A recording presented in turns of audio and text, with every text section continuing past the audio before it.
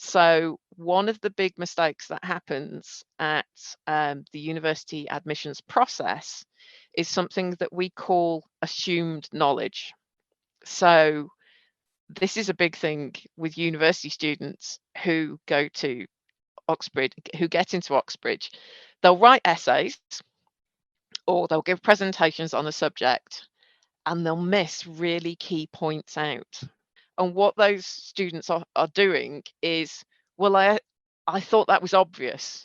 I thought that, those were the things that everybody knew, that so I didn't discuss them. And so you take those students back and say, right, you have to let me know that you know those basic principles. One, in order for me to give you the marks, but two, I can't give you marks for something that's in your head. So you have to tell me in your essays in order for us to build up that argument and then for you to put your own ideas onto that baseline. The same thing is actually true for the interview process, which is why you do all of this stuff in advance. What makes up me? What makes up the things that I'm good at? A lot of people go into the interview process assuming things and going, oh, well, they've read my report, they know what subjects I'm good at, they know things about me, so they don't actually end up telling the people in the admissions process all those important things.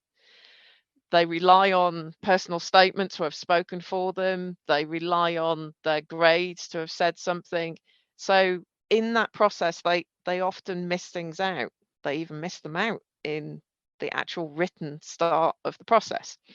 So if you can assess yourself and really emphasize really important things about you, don't assume that the people reading your application are going to expect you to have X, Y, and Z.